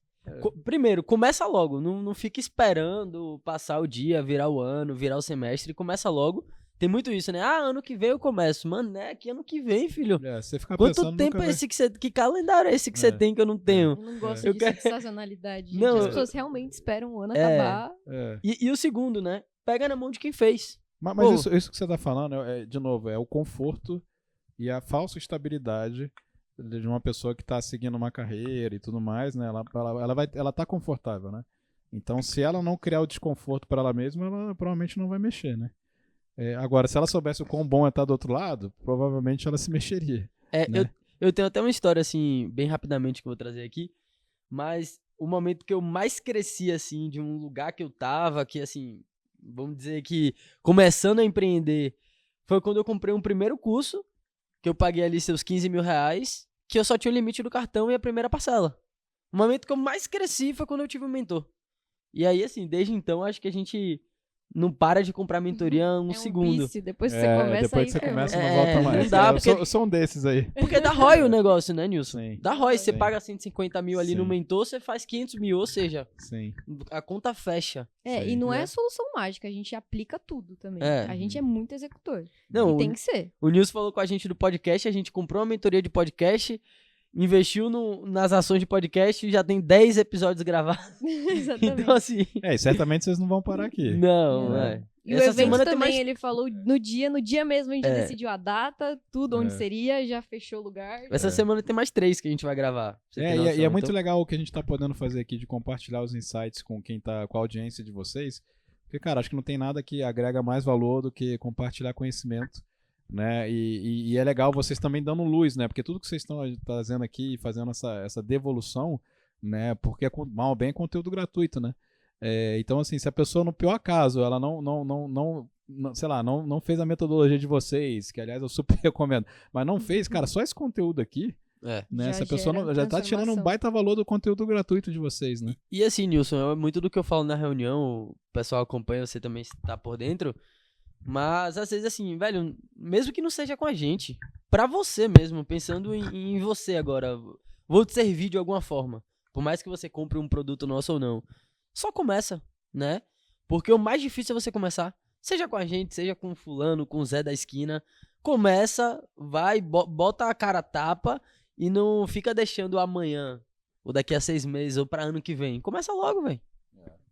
Você vai descobrir um universo que você talvez ainda não experimentou, né?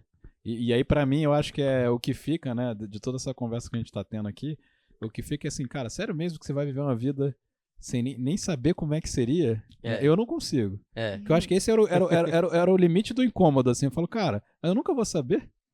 Nunca vou ter tentado? Nunca vou ter tentado, vou morrer, sabe? Né? Eu acho que eu vou me arrepender amargamente. Você aquele idoso que vai falar, se eu tivesse tido a coragem de eu ficar lembrando pra trás. Não, né, cara? Não, pelo amor de Deus. Então, cara, é isso. Eu acho que se você tem provavelmente, às vezes você ainda não é empreendedor, mas se você tem um perfil empreendedor, esse incômodo, ele foi crescendo dentro de mim a um ponto que eu já não conseguia mais não fazer algo. Segurar. Né? Então, se você que tá escutando a gente, tá pensando em algo parecido, cara, escuta essa vozinha sua aí que provavelmente tem muita coisa boa pra você destravar aí.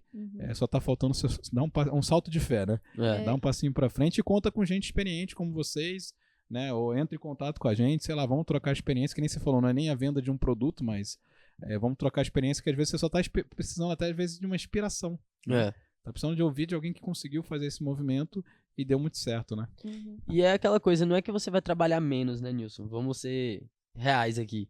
Você pode até trabalhar mais, só que você vai trabalhar com muito mais qualidade de vida, com muito mais propósito e muito mais dinheiro no bolso também, Exato. querendo ou não. Cara, é até curioso você falar isso, Diego, porque assim, a gente começou o podcast aqui e você me perguntou como é que eu lido com tudo isso, né?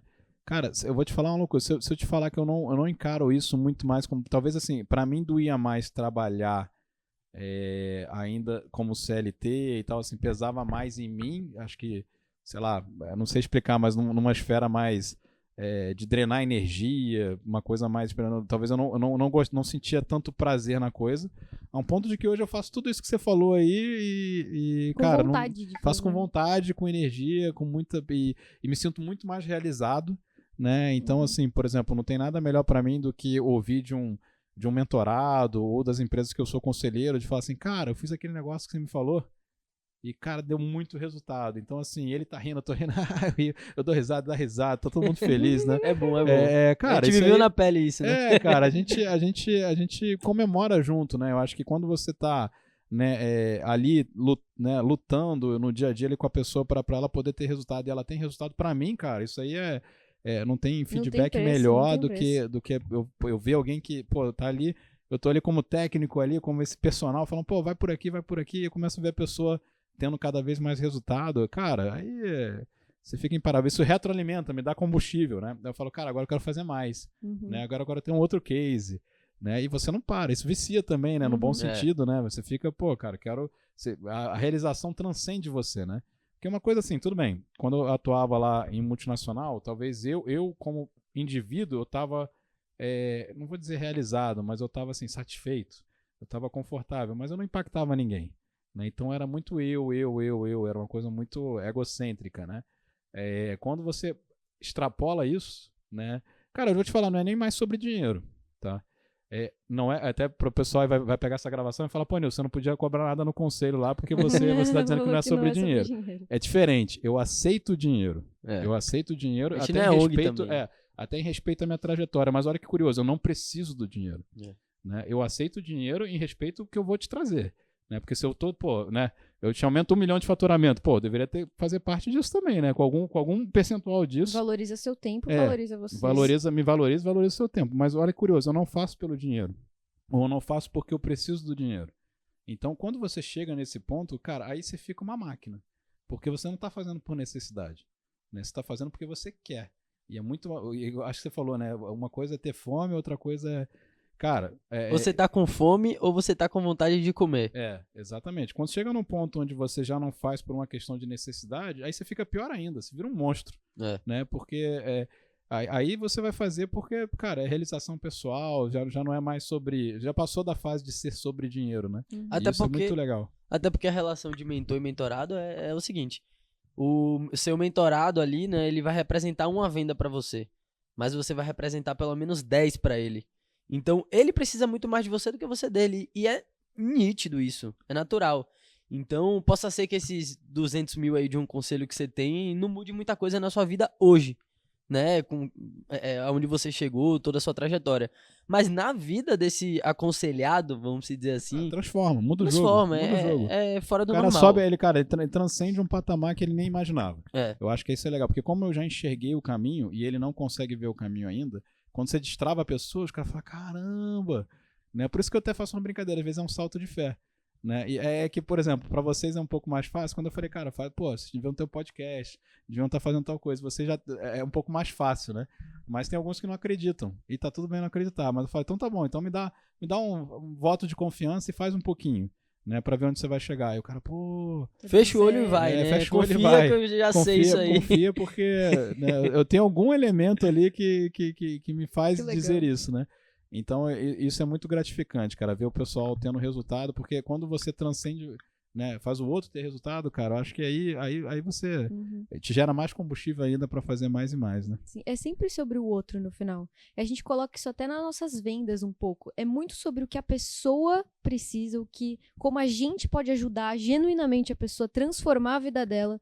Tudo fica muito mais cheio de propósito, assim. Eu não gosto muito dessa palavra propósito, que ficou um pouco genérico. Parece meio abstrato. Mas é um pouco abstrato, mas é real, assim. A gente discute muito nisso na Atlas, é uma das coisas que eu mais gosto da Atlas. A gente tem muita visão de propósito mesmo, mais do que sobre financeiro só. Sim. É tipo ajudar mais pessoas. E quando um mentorado nosso vende, que graças a Deus é todo dia, é muito legal. É mais legal do que quando a gente vende no final. A gente comemora junto, né? Esses dias um mentorado nosso, excepcional, o Edu, inclusive vai sair um podcast com ele também, fez uma venda assim, fora da curva, e foi uma venda que a gente comemorou junto. A gente em casa lá, a gente no escritório lá, pegou, tocou a buzina com ele e tal, comemorou e ficou todo mundo feliz, porque é uma vitória nossa também, né? Sim, com certeza, com certeza. Muito bom. E assim, isso que nem eu falei, o combustível, quando você sente isso, cara, depois você não quer... Você não quer mais parar, né? Porque, por exemplo, eu vou até usar meu exemplo aqui como prova disso, sim. Eu, com tudo que tá acontecendo na Revo, cara, não era pra eu estar pegando um conselho, né? Mas olha que interessante. Pô, Nilson, você consegue encaixar um call ali quinzenal? Você consegue dar um suporte ali fora do horário comercial? Cara, eu consigo, né? Se a gente combinar antes, com antecedência a questão da agenda, eu consigo. Então, de novo, não faço porque preciso, mas sabe, eu faço porque me dá energia, me dá como foi, cara, que legal poder ter esse projeto ainda acontecendo, né? Porque como eu falei, a Revo já é um full-time job e olha lá, que é um baita job pra poder bater as metas lá. O negócio é um full-time, extra time, overtime, né? Todos os times. Mas é que é legal assim, o fato de conseguir, né, ainda transbordar e ainda poder ser conselheiro e poder meio que quase que um give back, né? Poder ajudar outros que querem trilhar o mesmo caminho, cara, isso é fantástico, né? Não tem nem o que falar. Eu vou até puxar um pouco agora voltando na Revo, que você comentou de novo da Revo, que eu sei que uma das coisas que você é mais especialista lá dentro hoje é a parte de comercial, vendas e marketing. CRO, né? CRO. E eu sei o quanto é relevante uma venda B2B, fazer uma venda B2B, que é um tópico, né, interessante para muita gente. Então eu queria puxar um pouco esse assunto de B2B, vendas B2B. E eu vou começar perguntando como é que você chega nas pessoas para fazer essa venda B2B. Eu digo os executivos, porque são vendas muito grandes e para as maiores empresas do Brasil que vocês fazem. O nosso é bem enterprise, o nosso tipo de cliente, né? Empresas, normalmente as 1000 maiores é a lista que a gente trabalha, né? As 1000 maiores do Brasil. Exato. E como é que você chega nessas pessoas, assim? Eu vou puxar das prospecções e aí a gente vai desenvolvendo. Não, perfeito. É todo né, indo lá pros fundamentos, né? Acho que até vocês já viram lá uma palestra que eu fiz ainda no encontro lá do Mastermind da Anti-Escola, né? Que eu falava muito de CP, né? O perfil do cliente ideal. E aí, no caso, a gente teve que fazer muito um processo de reflexão, até para te responder como é que a gente chega nos clientes, é entender o seguinte: por mais que seja uma venda B2B, eu vou vender para um ser humano. Para pessoas. Né? Então, assim, ainda que seja uma venda B2B, vai ter um CPF lá que eu vou vender. Então, mapear muito bem, conhecer tão bem o teu cliente a um ponto de você perceber o seguinte: então eu tô no setor de educação corporativa digital. Né? Então eu tenho uma plataforma, o que a Revo, né, faz? Uma plataforma de universidade corporativa que a gente licencia. A gente tem um catálogo de conteúdos, né, de cursos de especialistas. e a gente também faz muito serviço de consultoria e construção de conteúdo de treinamento digital. Né? Eu falo tudo isso, o pessoal, pô, Nilson, se você falasse que você era um infoprodutor de empresas, eu já tinha entendido de primeira. Né? Não, mas tem que usar as palavras bonitas. Né? Mas eu dou uma volta. Quando eu fui fazer uma palestra era muito do pessoal do marketing digital, o pessoal, pô, é só falar que você é infoprodutor B2B. Falei, pô, pronto, então vamos colocar que eu sou. Mas eu tenho uma plataforma B2B também, então também sou uma Hotmart B2B. Né? Mas o que é curioso, né? Para chegar nas pessoas, o que a gente teve que detectar? Né? Quem dentro de uma empresa decide pelo desenvolvimento das pessoas? É o RH. Perfeito. Então o RH é o dono, e na maioria das empresas, não que seja uma regra 100%, mas sei lá, em 95% das empresas, quem cuida de treinamento e cuida do desenvolvimento das pessoas é o RH. E aí eu batia na porta de vários RHs para poder apresentar a solução, né? Querendo conhecer pessoas de RH, então eu estou em eventos de RH, eu me conecto, né? Aí os canais, a história meio que Globo Repórter, né? Onde esse cara tá, do que come, onde vive, né? Aquela história toda. E aí eu começo nesse processo de se aproximar de pessoas de RH. Só que aí olha o que eu aprendo ao longo do tempo. Nem todo RH cuida disso e às vezes nem todo gerente de RH vê treinamento também. E aí, quando você vai para as 1000 maiores empresas, a gente descobre que, e de novo, só fazendo muito uma reflexão, você tem que, assim, quando eu falo de perfil de cliente ideal, eu vejo que muita gente acha que fez, mas não fez da maneira como deveria, assim, com profundidade. E aí, novamente, no exemplo da Revo, a gente descobre assim, cara, às vezes eu vou num diretor de RH, ele delega isso para, não, isso aí é minha gerente lá de DHO, né, que é Desenvolvimento Humano Organizacional. Então, ele delega. Então, não adianta eu bater muito em cima na empresa, porque ele nem está vendo isso, né? Ainda mais em empresas maiores, com mais de 1000 colaboradores, eu descubro assim, não, mas pera lá, a empresa já tem um setor chamado Treinamento e Desenvolvimento, T&D, né?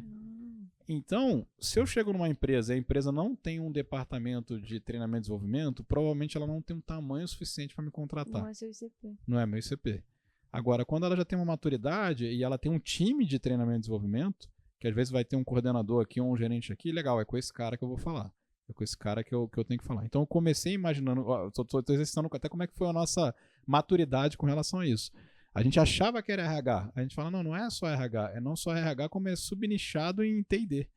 Então, ao invés de eu sair abraçando tudo quanto é evento de RH, porque a gente já errou nisso, não, vamos concentrar em eventos de treinamento e desenvolvimento, e a gente começa a aparecer muito forte lá com a Revo, e começo a estar nas comunidades de discussão de treinamento e desenvolvimento, começo a acompanhar as newsletters que falam sobre o assunto, né, os influencers que estão comentando sobre esse assunto, e a gente entra invade esse tipo de comunidade, participa desse tipo de comunidade, procurando entender a cabeça de um profissional de treinamento e desenvolvimento, que no final do dia é quem contrata uma solução da Revo, né? Então você percebe, até a gente chegar nessa maturidade de saber quem que é o perfil dentro de uma empresa decisor pela compra de uma solução como a nossa, a gente bateu muita cabeça, né?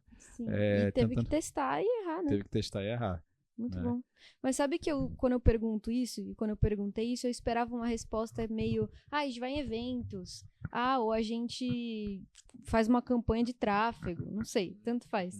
Eu esperava mais voltado para isso e no final a resposta são pessoas. São pessoas. É um ser humano do outro lado. Aí assim, pra chegar, aí sim, canais de aquisição, aí tem eventos, aí tem tráfego, mas se eu não sei a pessoa... É muito sobre o outro, eu vou rodar o tráfego para quem? Né? E aí eu quero chegar em quem e falar o quê? Né? Então o que a gente percebe é assim, e é muito teste, você falou, né? Quem que é o perfil que está mais pronto e com menos fricção para comprar uma solução como a nossa? E aí quando a gente fez um exercício de CP, a gente ficou um dia inteiro, né, para responder 6 perguntas. Né? E aí cada pergunta a gente ficava meia hora botando post-it na parede para responder. E o engraçado assim, não é que a Revo está há 12 anos no mercado, não é que a Revo não tinha um ICP. A Revo tinha um ICP. Só que era um ICP que a gente, talvez ele não estava tão maduro. Foi ficando mais claro, né? E aí a gente revisitou. Né? Então, em 2023, uma grande guinada nas vendas foi o quê?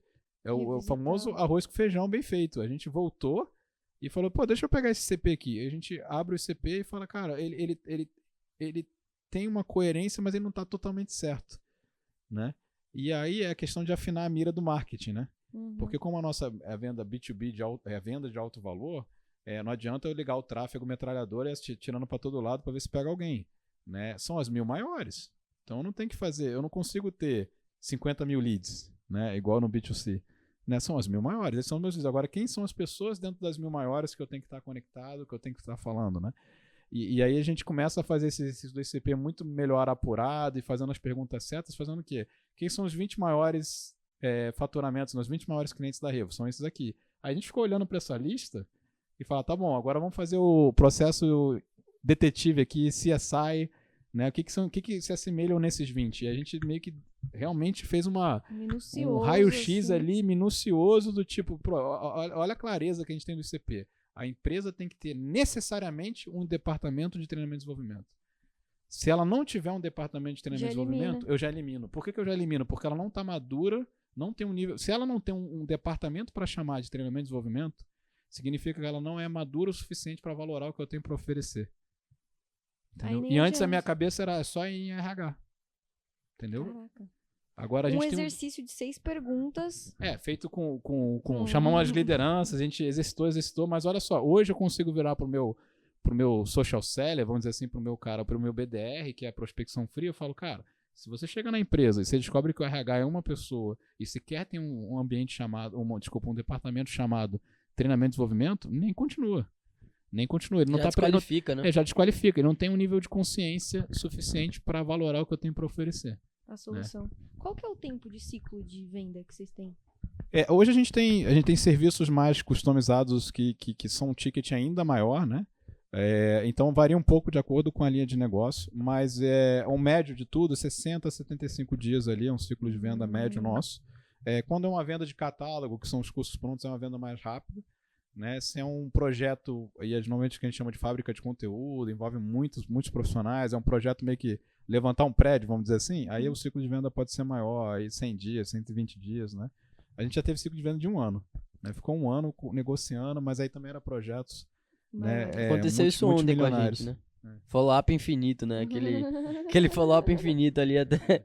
Não, é que quanto maior o ticket, às vezes vai subindo na empresa, assim, para decisores, né? E sobe para o nível de gerência, sobe para o nível de diretor, e aí para ter a aprovação ali, dado o valor do projeto, às vezes você tem que falar com muita gente, né? Sim. E olha que curioso, outro aprendizado de vendas aqui, que eu acho que é um insight, tudo bem que não é todo mundo que vai vender B2B, mas a gente aprendeu que também porque o que acontece? A gente faz a venda para um que não é o decisor, né? E o cara tá super comprado com a Revo e quer comprar a Revo.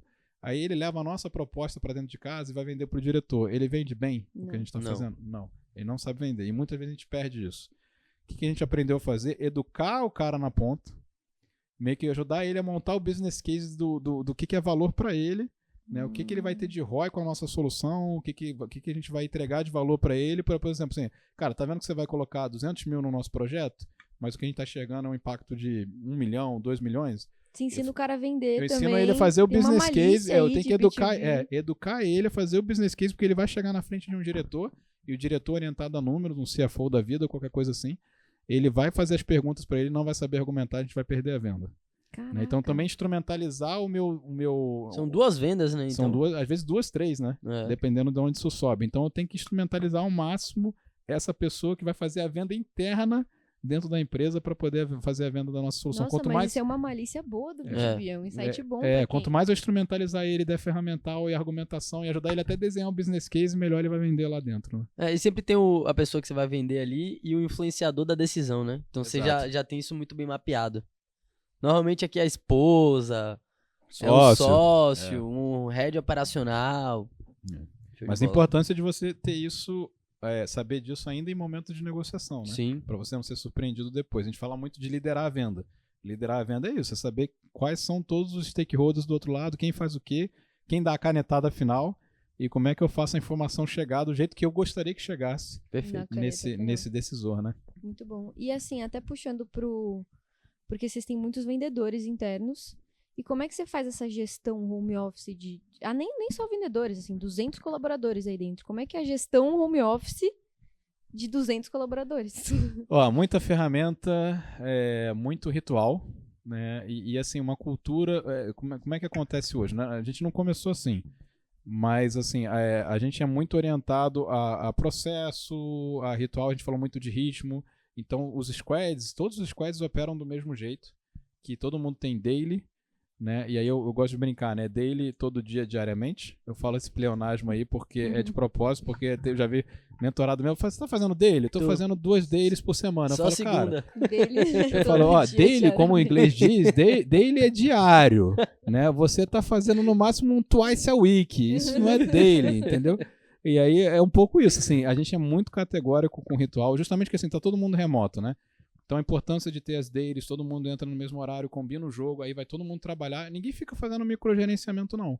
Mas eu dou uma tarefa, né? Cada um recebe a sua tarefa, que a gente sabe que é uma tarefa que vai exigir dele. Agora é engraçado, a gente não tá monitorando o horário, né? Se a pessoa quiser parar, que nem eu dou um exemplo do meu time, cara. Eu paro pro ritual de sono dos meus filhos, eu quero participar do ritual de sono deles. Então eu paro, eu bloqueio minha agenda. Eu já vi lá gente, cara, no nosso time abertamente, você abre a agenda da pessoa, tá assim, buscar meu filho na escola. E tá bloqueado lá, 16 Perfeito. horas, né? 30 minutos que ela bloqueia lá e você É. não pega. E ela ter, assim, uma cultura que a gente tem aberta pra dizer isso, né? E tá tudo bem, porque eu sei que ela vai cumprir depois, ela vai ter que talvez esticar sobre um pouco resultado, mais. quase, no Home final. office é muito sobre isso, É né? muito mais sobre o resultado e a tarefa do que o tempo de O horário cadeira, ali. o horário, bateção de ponto ali, porque não é isso, né? Não é É. bater ponto que você vai saber se a pessoa tá trabalhando ou não. Mas é muito assim, eu dei uma tarefa pra você, você tem 20 leads pra gerar, né, até amanhã. Você gerou os 20 leads? O como você fez, ou que horário você fez, sinceramente, pra mim não importa muito. Né? A gente teve que abraçar essa cultura e o home office é um pouco isso, né? É muito mais sobre resultado, sobre a qualidade da tua entrega e o tempo da tua entrega do que olhar se você tá 1h40, tá trabalhando ou Tá não. lá. Né? Então, assim, tem esse primeiro ponto. E outra coisa, assim, a empresa está totalmente sistematizada, o que significa que tudo que todo mundo está fazendo está sendo catalogado em algum lugar. Tem tudo, tem registro, né? Tem timesheet, tem outras coisas lá que eu poderia ficar outro podcast inteiro falando. Mas o que é bem interessante é um time muito orientado a resultado e a cultura, ela ficou tão forte Isso que eu ia perguntar. que você entra num squad hoje e tá todo mundo entregando suas metas diárias, né? Tem 7 pessoas entregando suas metas diárias. Se você é o 8º elemento e você destoa daquele ritmo, daquela produtividade, eu acho que é até cruel com essa pessoa, porque assim, muitas vezes a gente não tem que desligar a pessoa. A pessoa não quer mais ficar. Caraca. A pessoa não quer mais ficar. Porque assim, imagina assim, tem um grupo, tá todo mundo remando lá no barco, né? Aí você tem lá o gerente de projeto que tá na frente lá, batendo bumbo, falando, vambora. Se você tá remando devagar, os outros começam a te olhar assim e falar, cara, você tá pesando aqui, né? E eles não falam, isso é quase assim, nas entrelinhas já tá claro que você tá devendo. Né? Então a pessoa, ou a pessoa vai ficar devendo a um ponto que a gente vai tirar ela, ou ela fica devendo tanto a um E ponto ela que fica desconfortável. ela fica Pede desconfortável, pra sair, né? incomodada e pede pra sair. Pede pra sair, 02. igual Não, o- exatamente. E é curioso isso, porque assim, no nosso modelo eu já vi muita gente assim, tem gente que voa pra caramba, agora tem gente que não vai funcionar no home office, não importa o que, ela precisa ter alguém cobrando, e a gente não consegue ficar atrás da pessoa cobrando. Né? A gente dá uma meta diária e fala, amigão, vai trabalhar, como você vai conseguir? Claro, a gente dá o suporte, a gente treina, né? Mas a gente não consegue ficar microgerenciando e ficar empurrando a pessoa. Então, assim, ou a pessoa tem ritmo e entrega e aí vai se dar muito bem numa empresa como a Revo, ou ela vai ficar devendo tanto que ela vai ficar um peixe fora d'água ali e ela mesmo vai se expelir a cultura mesmo vai fazer com que ela queira sair daquilo, né? Mas como é que implementa a cultura no home office? É Ritual. uma pergunta um pouco genérica, Ritual, né? rotina, ritmo, assim, você não abrir mão, não pode abrir mão, assim, eu não posso ter um squad e falar, não, aqui eu não faço daily, não, aqui eu não, aqui eu não vou, aqui eu faço diferente. Dele com a câmera fechada. Não, exatamente. Ele tem que ter, você tem padrões ali para e é curioso, a gente metrifica a produtividade de todo mundo. E é uma planilha que mostra o quanto cada um tá entregando todo dia. Tem gente que foi contra é um Excelzão lá, um BIzão lá, que tem lá a produtividade de todo mundo. É ali que a gente monitora o que todo mundo tá entregando. Mas não tem aquela história, escolha o seu difícil, né? O meu time às vezes já reclama, pô, cara, isso aí fica expondo, né, a produtividade. Teve gente que falou, falei, cara, olha só, é isso ou voltar pro escritório presencial. Justo. Entendeu? Justo. Então você quer um sistema que monitora a tua produtividade e isso fica sendo relatado. Porque assim, quem tá entregando não tá preocupado com isso. Quem tá batendo as metas, quem tá entregando, não fica preocupado de aparecer lá que tá entregando. Pelo contrário, o cara até Fica bate no feliz, peito, Ele até fala, quer, "Tô né?" feliz." Normalmente quem se incomoda com esse tipo de controle é quem tá devendo. Né? E aí quem tá devendo sempre tem reclamação. Se você olhar, eu jogo pra você, se você for lá procurar lá o Glassdoor da Revo, cara, não é bonito. Mas por que não é bonito? Quem vai no Glassdoor é quem sai, quem fica incomodado e reclama. Né? Ali vira uma vitrine de quem não se adaptou. Você vai ver lá e falar, não, cara, é muita pressão, não consegui operar, o pessoal não entende. Não é isso, é que o cara não funcionou no home office e ele não conseguiu entrar, porque assim, não é porque é home office que tá todo mundo tranquilo. Pelo contrário, de bobeado tá trabalhando até mais do que se estivesse no escritório. Só que o curioso é, eu não gosto de um sistema, tem que jogar todo dia que eu tô fazendo, é muita exposição e tal. Tá bom, então, de novo, escolha o seu difícil. Se eu tiver que desligar esse monitoramento, esse controle, beleza, então vai todo mundo pro escritório. Porque eu não vou, como é que eu vou... Então, a gente falou pro time, o que vocês querem? Vocês querem ter o controle de produtividade e todo mundo remoto? Ou vocês querem voltar pro escritório presencial? Aí foi unânime, né? Aí todo mundo, não, deixa a planilha. Então, assim, também é um pouco, cara, você tem que fazer escolhas, né? Se vai estar todo mundo de home office, algum controle eu tenho que ter. Sim. Né? Também não dá pra, fica aí, tá tudo bem, faz o que você quiser. Não dá. Mas é escolha, né? São escolhas, né? Então tem lá o controle de produtividade, tudo sistematizado.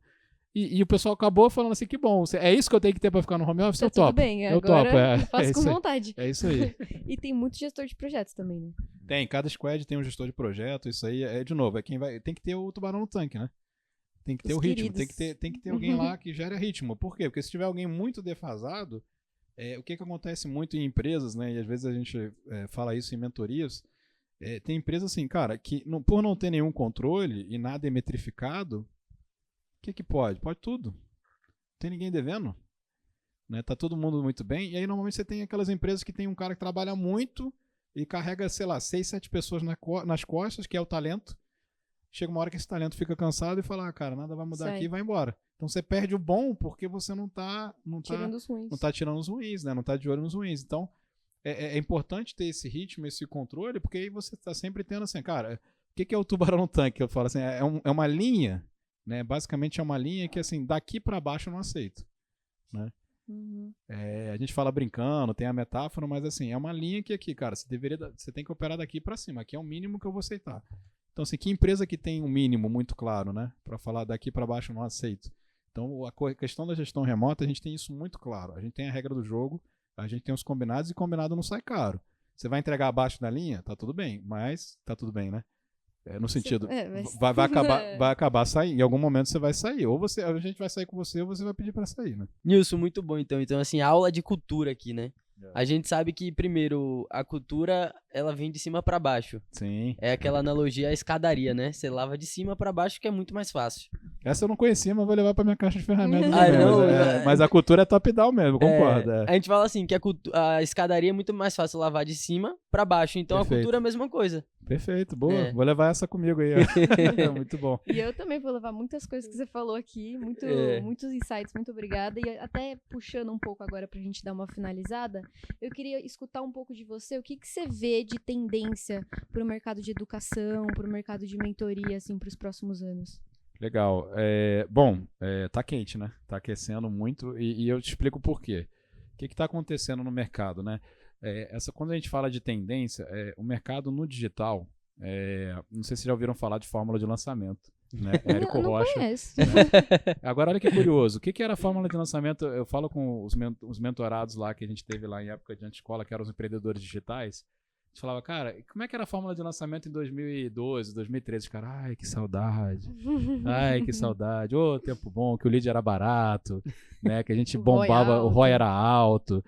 Por que eu tô trazendo uma visão de passado para te responder o futuro, né? De tendências? Porque, assim, fórmula de lançamento, quando começou, e era novidade, dava muito certo.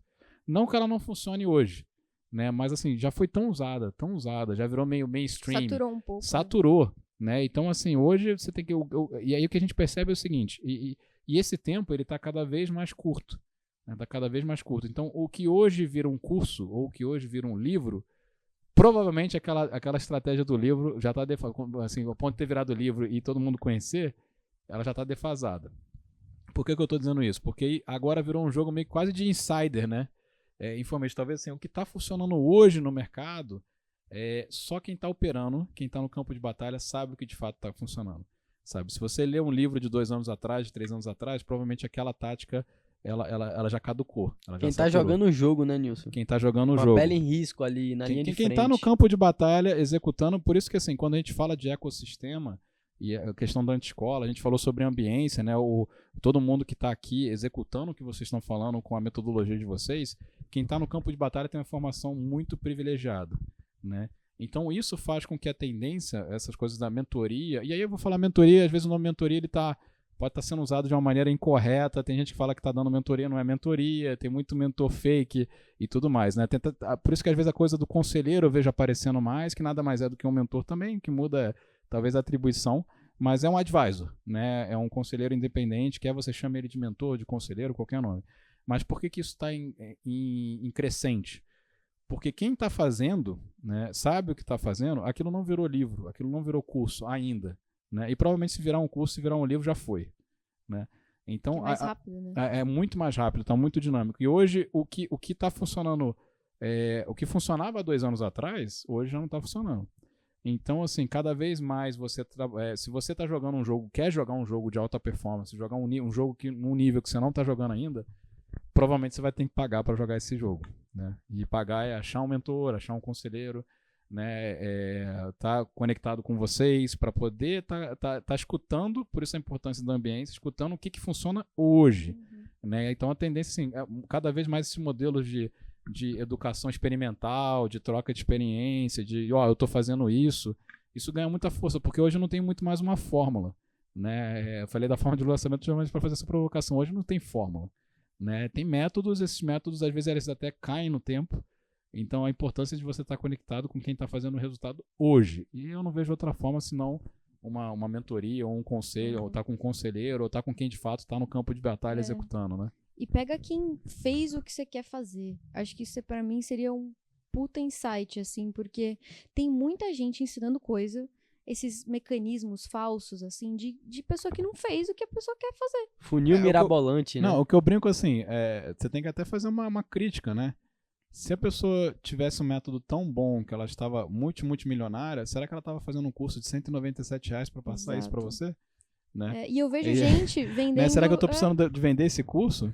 Por exemplo, né? Eu não tô vendendo curso, né? Eu não tô vendendo curso. Eu não tenho nada contra quem vende curso. Inclusive, eu acho que é até um modelo de negócio muito bom. Né? Inclusive, eu vendo curso pela Revo, né? By the way.